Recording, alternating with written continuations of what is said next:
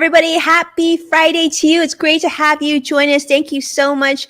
And as you know, today we have a very, very special show. Thanks so much for joining us. And usually we're on Thursday. Today we're on Friday. But let me ask you this. Have you ever wondered what tech announcements happened this week? Well, there's a lot of news coming in today. You're in for a treat. Well, also, you're also wondering about financial news and what news that you can use to really make an impact on you and your wallet. Well, you're in double luck because we're going to talk about that as well. Welcome to In the Loop with Winnie and Greg. I'm Winnie Sun, longtime financial pro, Forbes contributor, CNBC council member, and it is a treat to be here with you. Happy Friday, but first of all, someone I've been missing. Greg, it wasn't quite the same without you here yesterday. I felt a little off. I know we didn't go on yesterday, but I'm really glad to see you.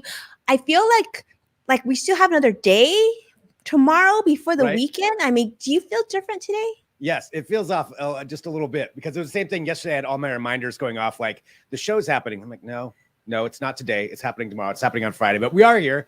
And hello, everybody. I am Greg Nibler, and thank you for joining us, whatever platform you're watching on.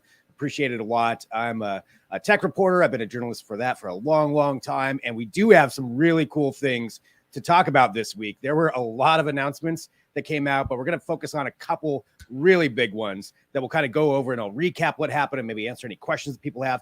And we've got another special segment coming up on this episode with special guest Aaron Keeney, who's going to talk about some of the biggest movies that are out and give us a spoiler-free review of those, including Dune, which I will say I actually saw it last night. No spoilers. Yep, I went and saw it. I couldn't wait. I had to go see it. And I will not give any spoilers on it. I'll wait for Aaron to talk about it. But I'll have maybe a couple of things I can contribute on that. But that's all coming up. I want to know what you feel like. Because Greg, I feel like you've always led us right. I mean, all the shows you've been telling us to stream. I'm really interested to see this because this looks like a big one. Yeah, it's huge. So I'll have some things to say on that one. But I know we've got a lot of other stuff to get to here, just like you were saying, Winnie, with some big financial news and different ways to help balance that out. And I'm excited to hear what you have. Well, thank you so much, Greg. I got to tell you, I can't wait to hear your news as well. And yeah, what a treat to have to see what you hear, what you're going to say about Dune, because I've been looking forward to that movie too. All right, let's start with the market and get right to serious stuff first, right? Well, we're ending a week that's, plus or minus kind of good, kind of not so good. Now, the Dow closed up 73 points. The NASDAQ closed up 125 points, and the S&P closed down 4. So actually, NASDAQ was down 125, S&P down 4. And so those of you who are invested in tech, you probably saw a little bit of pain today. In fact, shares of Intel did retreat as well. Unfortunately, as you know, there's been continued concerns about supply chains, and the semiconductor industry has definitely felt a lot of that pain. They had a revenue miss this last quarter. We also saw some pain in the social media space, believe it or not. Snap definitely reported that their advertising business has declined significantly. They blame it to Apple's privacy changes. Not sure how much that has to do with it, or if less people are now going to Snap and maybe jumping on some of the newer platforms. We don't know. But Snap did drop by 23%. Now, Facebook and Twitter, though, they did come back a little bit, up about 3% around that area. But on other news and technology, we definitely saw a nice boost. Maybe they knew that we were going to do In the Loop today with Greg, and they're like, you know what, we got to keep up with that. But Tesla was up over 1%, following 3% up yesterday. So that continued to do well. Netflix, eBay, Microsoft all saw actually new all-time highs. So those of you who have been following those companies probably saw that boost as well. But one area, Greg, that I think that I really want to talk about is the discussion about travel. Because as we know, we're going into the holidays, right? Halloween's in just a week from now. And this is usually a very popular travel season. But I would say probably as things start to feel a little bit more normal from the pandemic, more people are traveling. But the question is whether or not the airlines are going to be ready, because as you probably heard just recently, between October 8th and the 13th, Southwest Airlines canceled more than 2,000 flights, losing them about $75 million in revenue. This is huge, and they're expected to trim their schedule once again before the holidays. And, this is just added to so many other companies suffering: United, American Airlines, Delta. And then there's talk about obviously the vaccine mandate and whether staff is going to be cut more because of that as well.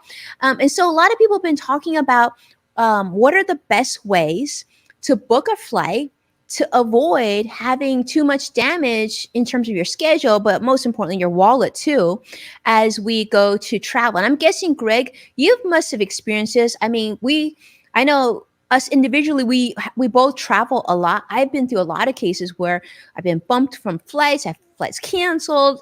You know, Yeah. Has that happened to you? Yeah, I've definitely had that happen. I've been fortunate here with these recent cancellations that I haven't had to endure anything. I actually I know there's a whole other airline, SkyWest, which just canceled a bunch of flights over the last couple of days too. So it's really hitting a lot of people when that happens. And it's unfortunate because, a lot of times there may not be another solution that can happen right away.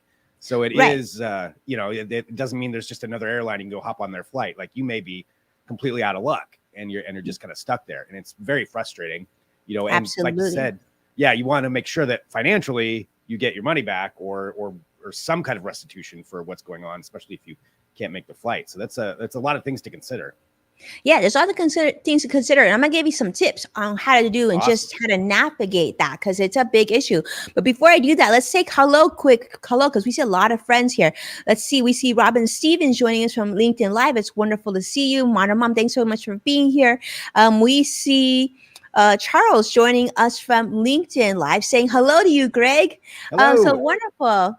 Thank you, everybody, for being here with us. All right. So let me tell you, if you're going to be flying around the holidays or just in general, there's a lot of things you want to be paying attention to. Now, let me tell you, full disclosure, prior to the pandemic, I was almost in a plane pretty much every month. So I felt like a lot of these come from just experience, but I also did a lot of research for you because I wanted to make sure to get you prepared as we go to this time. And Greg's absolutely right. Like what we're seeing at I think it's SkyWest, but they actually do a lot of the small regional flights for a lot of the big airlines.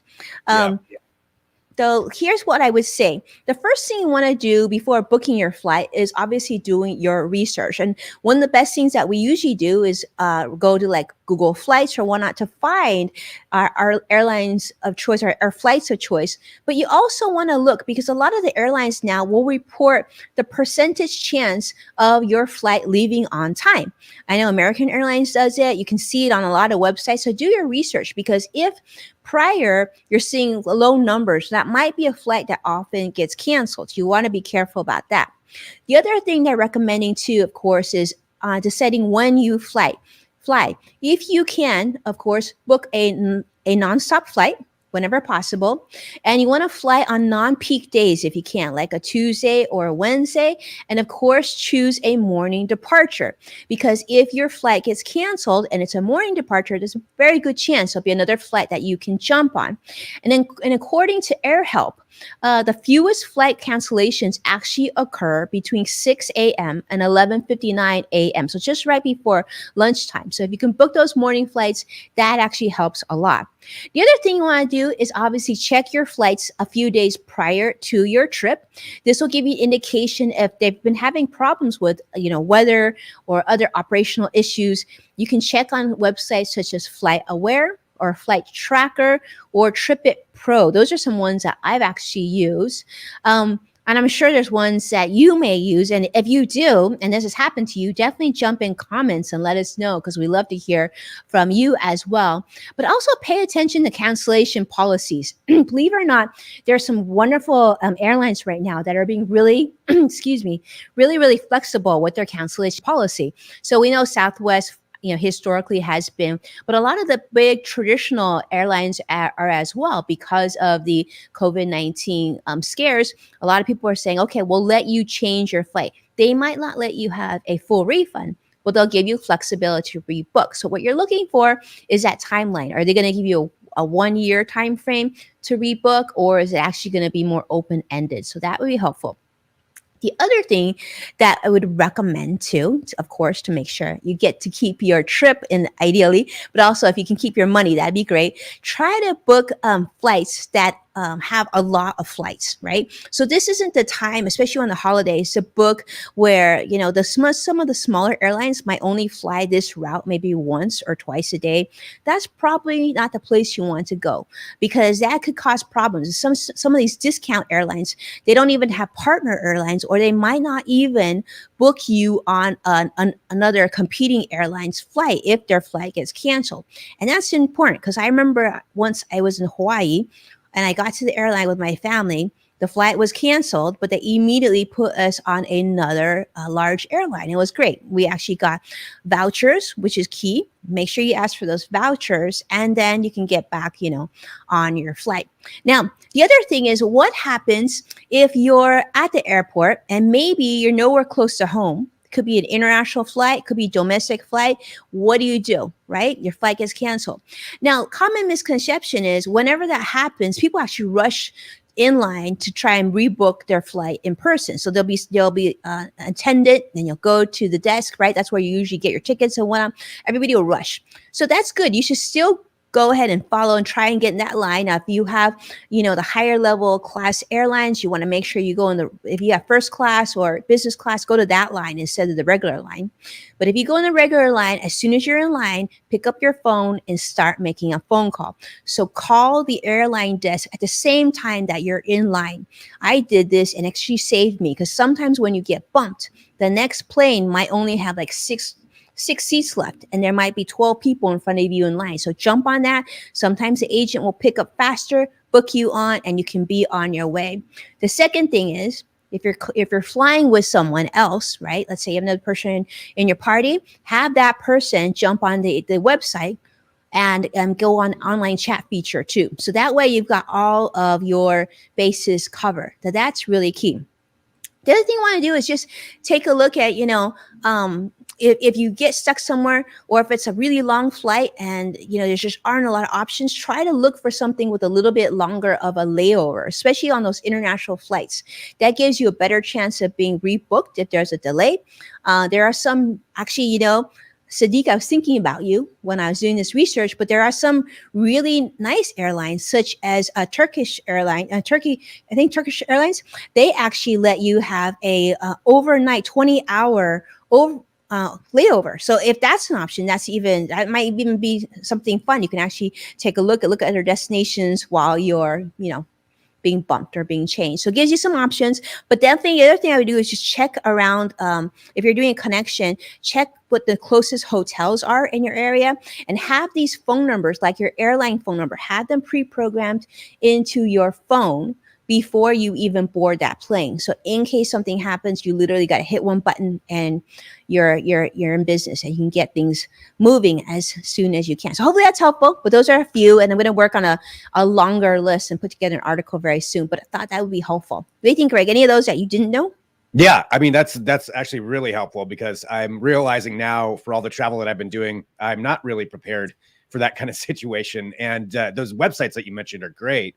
I'll definitely be checking those out. I've got a flight actually coming up in a couple of weeks, so I'll make sure to follow along with that. And the whole idea too of taking a look at what the hotels are nearby, like if you do get a layover, that's a great idea. I've had that happen to me before, just especially coming into winter with weather. You never know. You know, the Portland airport, which is the one that I fly out of, has been iced over before, and so they cancel flights even coming back in. So knowing if I'm going to be stuck somewhere, what some options are, that's really, really great thinking. This is a good list. I like this. Thank you. Especially if you're going somewhere where you have family or friends, or if, you know, sometimes what I'll try to do is, if I have a layover, I try to pick a layover that I know I have friends or family in that layover city. Nice. So worst case, you know, especially now, like it's kind of hard. Like travel scene is crazy. Like a lot of hotels are actually really booked too. Yeah. It's pretty wild out there right now. And plus, I mean, car rentals are back now. That was a whole issue for a while too. But it seems like that's evened out a little bit. But yeah, it's a crazy time anyway. But yeah, traveling is as people are doing it more, and now with all the cancellations, definitely need to be a little more careful on planning ahead. Yeah, but you know, it's still so much fun. So sometimes a little pain, just so we can get to our destination. Awesome. But I know there was a big week for you, Greg, right? I know you Yeah. were really busy. So actually, to be honest with you, I was going to do some research on some of the news that came out this week. I'm like, hold up, I don't need to do that. I'm just going to wait. I'm going to wait till Greg tells me. So what happened this week? Because I know just before we jumped on, one of my producers was asking me about MacBook Pro. So I really Yeah. want to hear this news.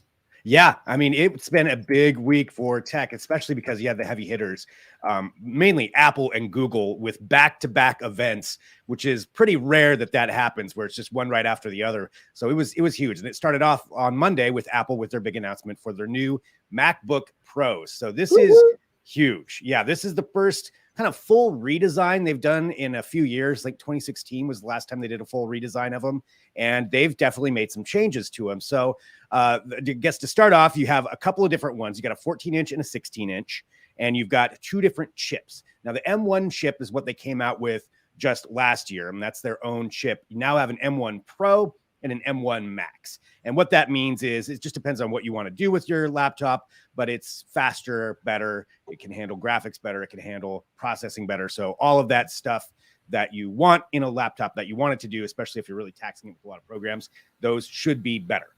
It also can handle a better display and everything along those lines. So pretty cool. One of the main things, though, that I want to highlight for the redesign is this is something that I feel like everybody who uses a laptop, which is everyone, has had an issue with that. And that is the fact that we see less and less ports on laptops, right? I mean, how many times are you like, oh, I don't have enough space to plug this in. So you get all the dongles. Well, they've changed that now. So they brought back more ports. You have USB-C ports. Woo-hoo. You have a MagSafe charger on there. You've got an HDMI connection. You got a Thunderbolt connection. So they put more ports back in it. And I think that's a good regress that they did with that. I think more ports is better. Especially I heard that. Right? I heard that, Greg. I was excited about that because one of the articles I read was saying that Apple's being really smart, still paying attention to design, but now also very much paying attention to productivity, which giving us more ports. Oh, Greg, I don't know. That to me is like music to my ears. Is that sort of swaying you in that direction though? Are we seeing like a Greg MacBook Pro marriage soon? I think we might. I mean, I don't know if it'll be this one, but it seems like a pretty great machine. But I'll tell you what, a couple of things to think about too when you're going to be getting this. So that's there, as they're highlighting right there, you have better speakers on it. Spatial audio is a big feature now. And that's with the AirPods as well. But the price is pretty high on these. Now, MacBook Pros are pretty expensive normally, but these the starting for the 14-inch is $2,000. Okay. And then the 16-inch is $2,500. And that's just the base. Now, you can add on more memory, more RAM, all that stuff. I think you can get up to somewhere around $6,000 if you really beefed up and got all the bells and whistles. But that's something to consider when you're stepping into it. But this is a machine that should be able to handle a lot of things. Like if you're going to be, especially, I mean, the way I look at it is for like video editing, and just how much you need. Like you need a lot of power to do that, especially if you get into 4K stuff. And this is the laptop that can do that. So Greg, so it's called Appleflation, right? So the iPhone was starting to get to the price of the iPad. And then even the laptop, and then the iPad, and then now the computers or these MacBook Pros are getting to the price of cars. I mean, yeah, there's somebody made a comparison of that, of all the cars that you could buy for the price of a high-end Apple MacBook Pro. It is crazy. But yeah, this is what they came up with. So I think it's a pretty exciting thing. It'll be interesting to see what that does, just the pricing wise for some of the older models. Will we see a drop in those? Are people going to be rushing out to get these? You can pre-order now. I have to double check when they actually come out, but you can pre-order it right now. But yeah, this is that was their big thing. The other thing they announced as well from the MacBook Pro side, then you also have the new AirPod 3. So the AirPods 3, this is the third generation of those. And they look a little bit different. Like the Golf T stem is a little bit shorter. It looks similar. Yeah, they're very similar, but it's just a little bit shorter. And it kind of falls in between the regular AirPods and the AirPod Pro. And it falls in line with that with price as well. So it's $179 for these ones. A lot of times you'll see sales on AirPods. So that's something to keep an eye out for as well. Sweat and water resistance. So not proof, but sweat and water resistant. So you'll be okay if you're working out with these things, and also incorporating more of that spatial audio aspect that they've been talking about, which is the idea that things sound like where they would be. So you can be listening to something and it could be coming from the front of you to the right, and then the other time it could be down to the left, and it'll sound like things are coming from where they're meant to be, if that makes sense. It's a pretty cool feature. Spatial That audio is really cool. Yeah, it adds a lot. Yeah, it looks really cool. I definitely see people who, like Curtis, who we were just talking about, who do, editing a video, and they need that like really, really great quality. And people who love to hear music, I think this might be a really fun gift idea. But I will say, Greg, my question is this. There's a lot of talk about not being able to get goods, right? Supply chain issues. Yeah. Is this going to be issue for like this holiday season for people who are thinking about getting this for the holidays for gifts and whatnot?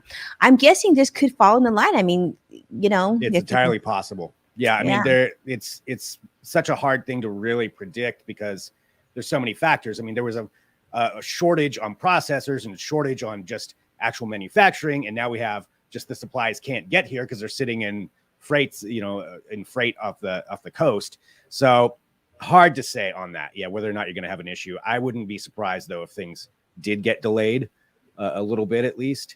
But yeah, something to factor in there. If you're wanting it right away, you may have to wait. And that actually falls in line with what's happening with Google. So I guess going from Apple to Google, the other big announcement this week is their new phones with the Pixel 6 and the Pixel 6 Pro. So the 6th generation of the Google Pixel phone. And this is a pretty impressive looking phone. Well, I mean, looks wise, there are people we've known what it was going to look like for a while. And I think, everybody's got their opinions on that band for the cameras, whether they like that or not. I think I've heard a lot of people say they don't like that band there.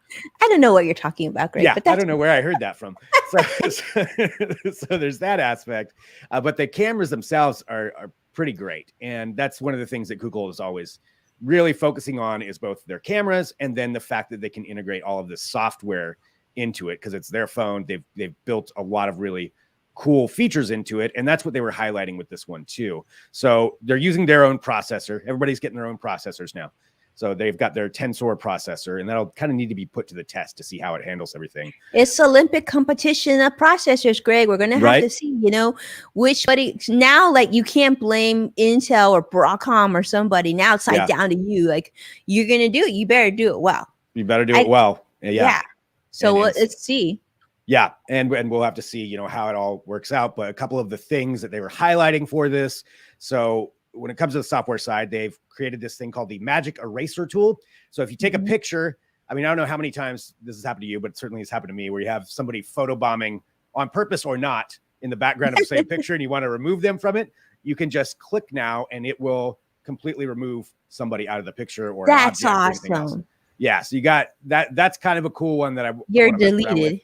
Yeah. Yeah. I mean, I don't know what that's going to be for a lot of people's exes who are now going to not be in pictures. That's true. So then, Greg, like, could you load other photos that you took? So I guess you couldn't. It had to be a picture you take from this phone, right? Because they're saying you can do it with other photos as well. So really, it may kind of depend on what you've got, on picture by picture. But yeah, they're saying there's going to be something that you can use for other things. And also an anti-blur function as well. So if you get something that's blurry, it's actually taking multiple photos so they can piece it together and get rid of the blur. It's like at the same time it's taking these pictures. That's it, Greg. Yeah, that's it, Greg. I just feel like we need to. I feel like we're gonna have to be on Team Greg now. We're gonna have to have two phones. Yeah, right. I know. I kind of want the Pixel 6, and it's priced really aggressively too. So for a high-end phone, this is pretty cheap. It's at $599 for the Pixel 6, and the Pro is $899. I think I have that right. Yeah, $899. So that's actually pretty. I mean, it's a lot less than the high-end iPhone or Samsung, which is really what they're going after, or OnePlus. So they're trying to get people into this Pixel universe. And they're trying to, but we just got Sadiq. Sadiq, we got Sadiq moving to Apple because Sadiq is telling us today he has a confession. He says he bought his something at the Apple online store. So, big step for him. Mm-hmm. It's everybody's got the shorter side of it though. The Pixel 6 was actually selling out really quick on the website for anybody to even get one. They So may if you're have thinking restocked about getting now. one, don't hesitate, huh? Yeah. It's there could be some supply issues on that end, so we'll have to see. But that's what we had. I mean, it's just such a cool week for all this tech and all this new stuff coming out. Okay, but Greg, so now you've seen the phones. Like, are you any closer to making your phone decision here? I need a new phone. I'm very interested in the Pixel 6. Right now that may be the leader for me. The Pixel 6 versus I know. I know, despite the look, I like what it can do, and as long as I have a good case for it so I don't smash the you're not going to see the outside anyway. It's a function. That's so true. It is a function. Very, very cool, Greg. Thank you. Yeah. So if anybody has any questions on that, feel free to get a hold of me too.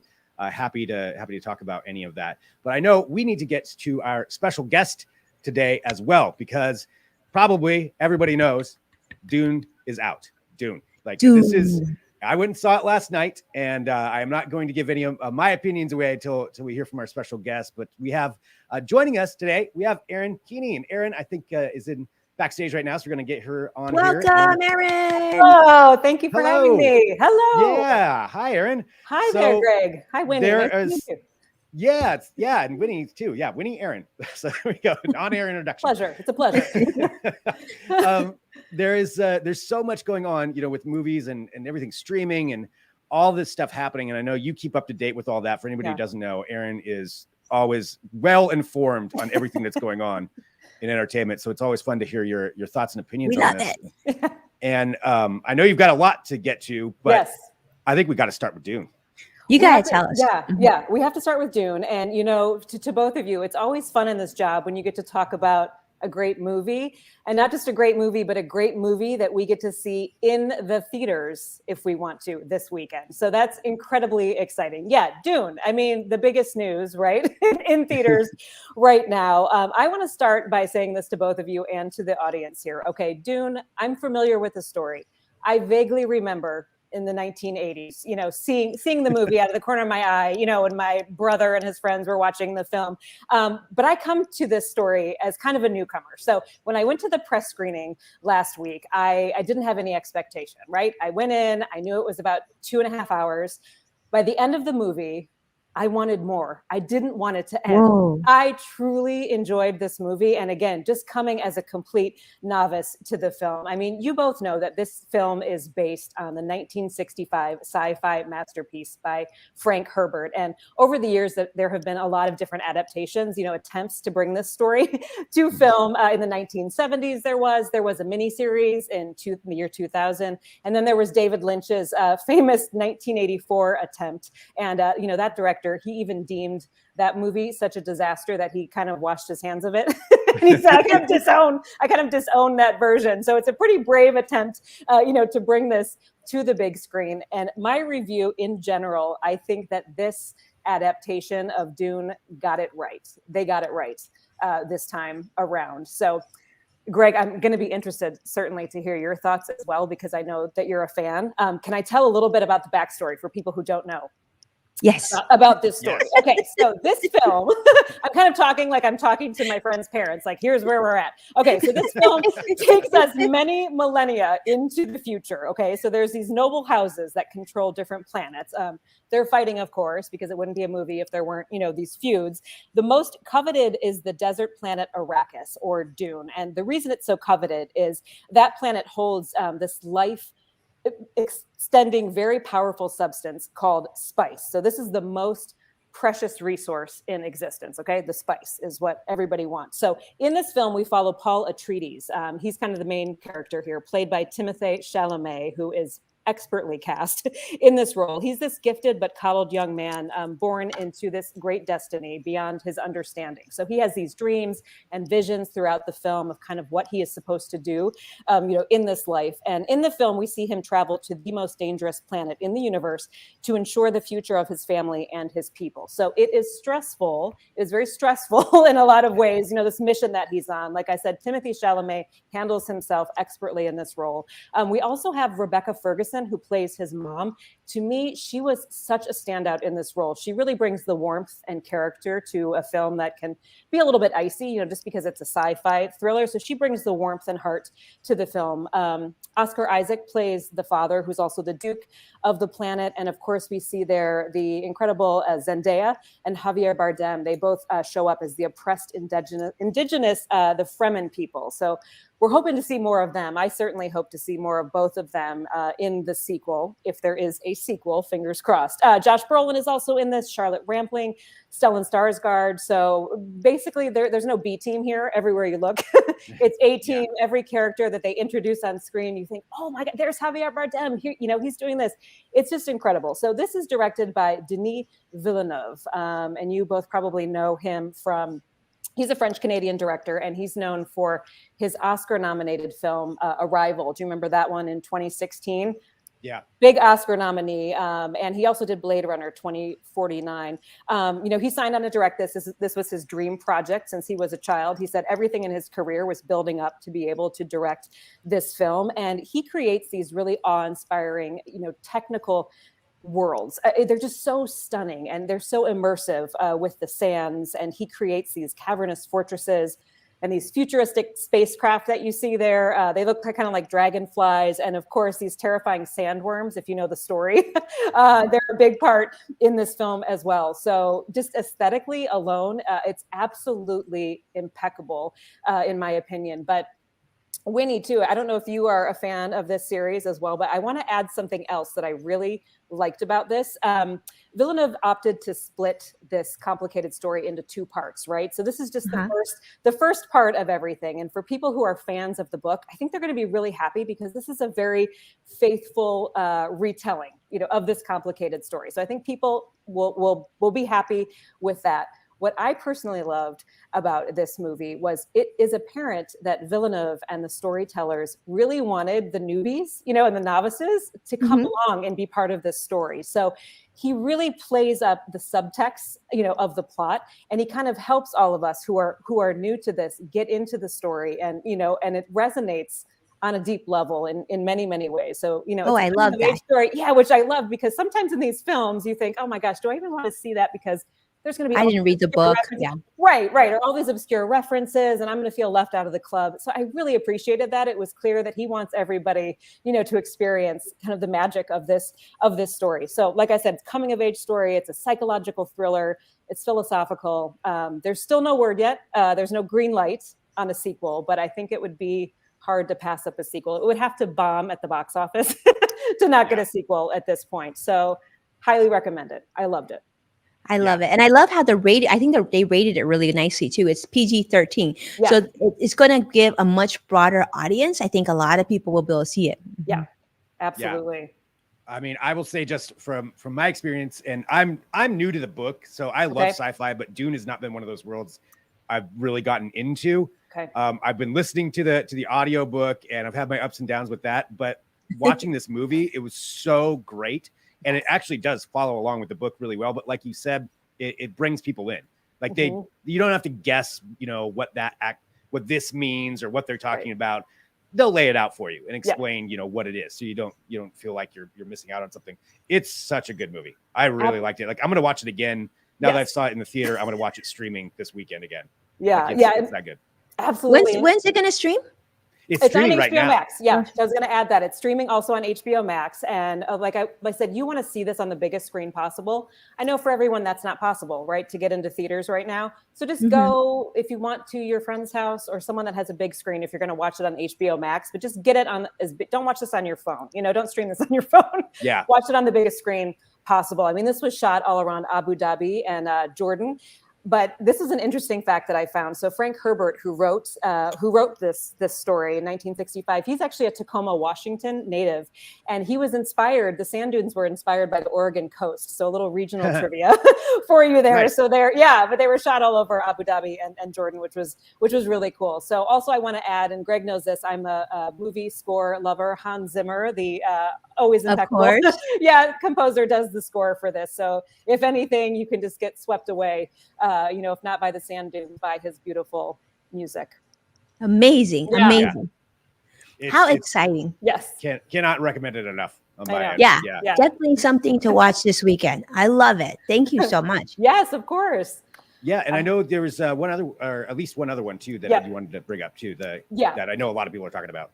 Okay, so here's another one. It's very, a very different vibe, a very different feel, but we're also going to get Timothy Chalamet in this one. This is a Wes Anderson's latest film. Are you both fans of Wes Anderson? You know his movies? I am. Yeah. I like Wes. Yeah.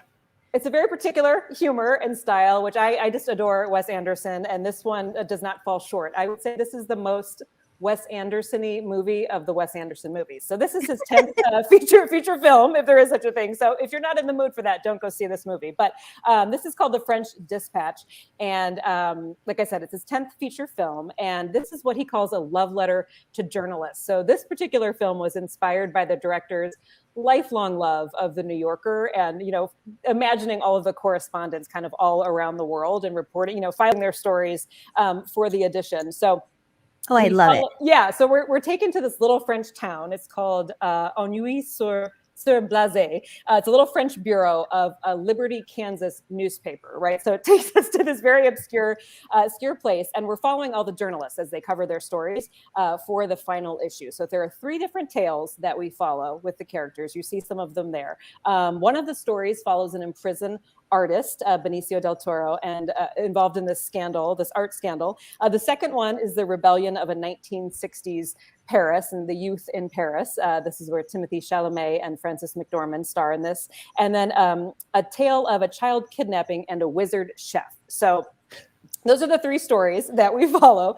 What's great here is Bill Murray plays the stern editor of the paper. And so his funeral in the beginning of the movie kind of frames the publication of the magazine's final issue. So we're following this is it. Bill Murray, the editor, has passed. Here are the 3 final stories of this edition. So this is Bill Murray's 9th collaboration with Wes Anderson. Oh, wow. So they just kind of have a shorthand. And Bill Murray says, you probably know this. I'm looking at the phone here on this footage, and Bill Murray doesn't have an agent. You probably know this. There's a 1-800 number. If a director wants to hire Bill Murray, they leave a message at this 1-800 number, and Bill Murray decides if he's going to call them back or not.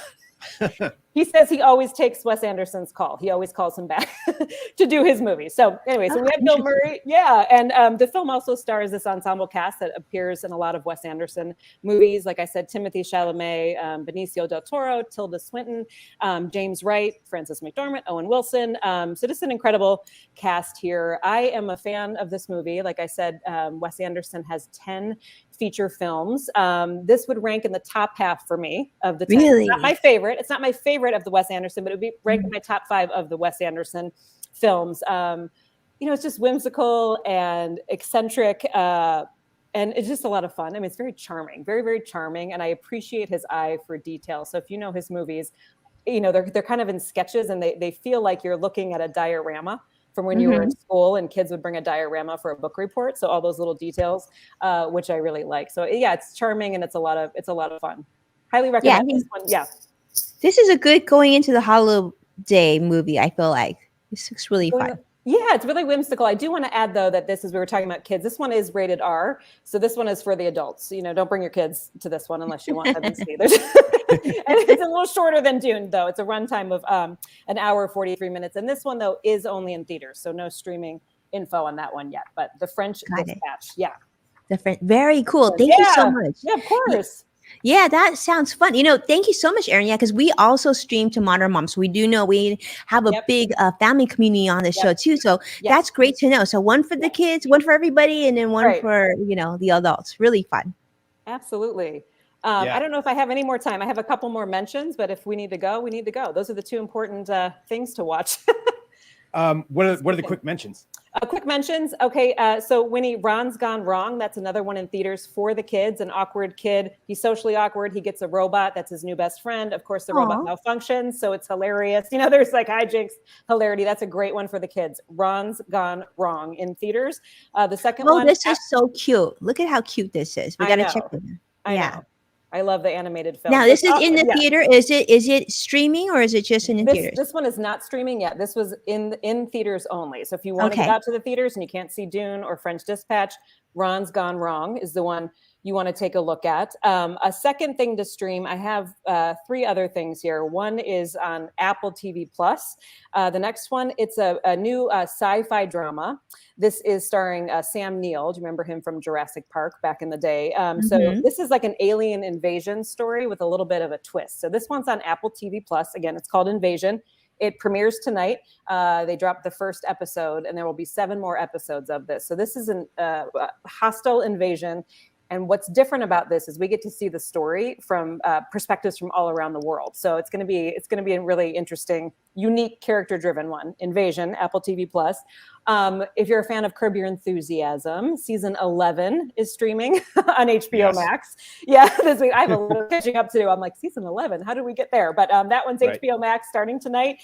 And then finally, I'm really excited about this one. I normally don't tune into cooking shows, but this one is interesting. So this is from acclaimed chef David Chang. This is going to be streaming on Hulu starting this weekend, and it's a new docuseries. It's 6 parts called The Next Thing You Eat. So you might know David Chang. He has a show. Is he from Momo? He's from Momofuku, I think. Exactly. Yep. Right? Exactly. Yes. And he does Ugly Delicious, that show. And so this is a new show that's looking at all the possibilities of tomorrow when it comes to food. You know, how we're going to use our resources. The futurist of food. Yeah, the future of food. So robots, robots. That's what I have on here. Lots of robots, and just kind of rethinking how we're going to be eating in the future and using our resources, you know, to feed ourselves in the future. So that one should be a lot of fun. There's some buzz around that. And that one's streaming on Hulu starting tonight. So those are the streams. And I have one little piece of nostalgia that you both might care about. The Peanuts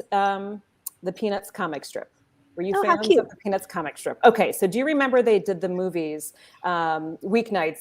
They had special movies premiere for 55 years. So these first premiered, you know, back in the 1960s.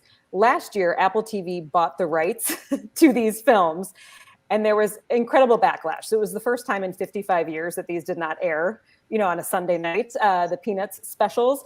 So this year, Apple TV worked with PBS and PBS Kids to bring the Peanuts specials, holiday specials, back to the airwaves. So this Sunday, you can watch the old-fashioned way. It's The Great Pumpkin, Charlie Brown on PBS, PBS Kids, or on YouTube. So for a lot of Peanuts fans who like the kind of nostalgic holiday movies, they are back on PBS and PBS Kids. The one thing to note is you do have to watch these the more old-fashioned way. The app will not have them, the PBS app, and you cannot live stream them. So you got to figure out a way and check your local listings if you want to watch those this Sunday night. Oh, you mean like on regular TV? Like on a TV, yeah. Yeah, you know, I feel like, you know, it's not as easy anymore. I've extra, but you know, Google helps you with all this. Plus, I gotta say, for those of you, these are some great ideas, Aaron. And for those of you who want to have a really fun experience, let me just say that, you know, Aaron had mentioned, you know, watching Dune on the biggest screen possible. And I think that's great advice. But for those of you who want to look for like even like if you were doing one of those kid movies, might even consider drive-through. I did a drive-through recently to see Shang-Chi. It was so fun. Just food for thought. Okay. Those drive-in movies, yeah, those they have gotten such a rise in popularity, understandably, you know, in the last 18 months or so. The drive-in movie theater, right? Bring your own snacks, pile in the car. That's a great idea. That's a great idea. So just check your listings of where these all are at. Absolutely. Great. Well, Aaron, you know, thank you so much too for all of this and for all your knowledge on everything. And I'm gonna watch Dune again, and I'm gonna watch the French. I'm watching it too, Greg, this weekend. Yeah, absolutely. I want to hear what you think about it too, Winnie. Like, definitely. We gotta talk about it. Cross-X Fighter. Josh was saying such a great movie. I think Josh. And he's saying he remembers The Great Pumpkin, Charlie Brown. Thank you all so much. And actually, if you watch any of the movies that Aaron has talked about today, definitely let us know because, you know, sometimes you get busy and you fall track. This is awesome. Greg, you're gonna watch Dune again? Yes, I'm definitely watching it again. Yeah, I may watch it again tonight. It's that's a definite. I know I missed some stuff. Like there's so much going on. Like I for sure will. Well, Aaron, thank you very, very much for joining us today too, and getting your knowledge on everything. And is there anywhere that we should send people to follow along with everything that you review? Always on my Instagram. So it's Aaron Marie Keeney. The handle Aaron Marie Keeney. Yep, they can follow me there. See what's Awesome. good. I'll Great. make sure to do that right after. Mhm. Yep, indeed. All right, Erin. Well, thank you very much. Thanks to you both. Have a great weekend. Have You a too. wonderful weekend. Bye-bye. So that's a That lot was to fun, think about Greg. right there. Yeah, right. That's Yeah, some- I mean, I got something to watch now. So yeah, Yep. yeah, definitely some cool things to watch. And I know that we do that too. Usually, once a month here on the show, we'll talk about some different things to watch that maybe we recommend or maybe people don't know about. So I always like to hear what other people are watching because, like you mentioned, sometimes it's easy to forget or miss something. There's so much out there right now that if anybody has recommendations, please let us know. On whatever platform you're watching on, or hit us up in our chats or direct message or whatever. I always like to know what the recommendations are that everybody has. So well, Sadiq's watching 194. 194. Okay, I did not know what 194 was. I don't know what that is. He's talking about the different versions of Dune. Oh, I think. there I think was that's one what in that a is. 194. I think it's that. You know Must be what? I'm not 1994. super well versed in the Dune world, so I could be wrong on that. I Must think be the 1994. 1984 version. Yeah, the 1984 Yeah. one. Yeah, That yeah, makes yeah. There we go. See, I'll get called out by Dune fans if I start saying too much. My knowledge is not the best about it, but the movie is great. So It looks awesome. I mean, both those movies look like fun, Greg, because I love the second one too. Because the second one had look at that star-studded team, right? That's impressive. I always love to see the best actors and what movies they make. Oh yeah, the acting is really, really good in it. I mean, it's Mhm. pretty incredible. So definitely something Yeah. to watch right there. But I do love that. I love that we can go see Dune this weekend. I mean, and I love Dune giving us the option going in the theater or watching at home. Super convenient. Yeah, and there's a few more coming out on HBO Max that are going to be that way too. The new Matrix movie is going to be the same thing in theaters and streaming at the same time. And there's a couple more coming out throughout the end of the year too that they've got left that'll be like that. So it's kind of a unique opportunity. I don't think they're doing that next year. I believe it's just for this year, and then it goes back to theater only. For We'll some of take these it. releases. 1 year. Really Exactly. good. Exactly. Well, yeah, I think we've covered a lot of ground here in this show. We in this did. show so far. Yeah. And it's Friday. So you know what that It means, is. right? It is. Yep. We got to call it a wrap because it's Yep. time to get the off work party started. Indeed it is. And that's why, thank you to everybody who's been watching along and joining us, and I know our days have kind of switched around a little bit. And next week, I believe we know which day we're going to be streaming next week. I believe next week we're going to shoot for Tuesday, which will be a treat because then we can start the week with you a little bit sooner. Yeah. And set up for whatever's going on. I mean, there's always lots to talk about. So we'll have plenty for that. And, everybody hit subscribe, whatever platform you're watching on, and share the show if you can, and send us any comments or questions or anything you want. It's always great talking to everybody and being here on the show with Winnie and just doing this show. And it is Friday, so everybody have a good weekend. Winnie, you have a good weekend. Thank you. And then do me a favor, for those of you who are watching, put a comment. We would like to know, what are you doing this weekend? Tell us what you're doing for the weekend so we can actually look for and celebrate you virtually as well. But yeah, have an amazing weekend. I guess I'll see you on Tuesday, Greg. Right here? Sounds great. Right here? Okay. All right. Sounds good. Be well. Take care. Bye, everybody. Bye-bye.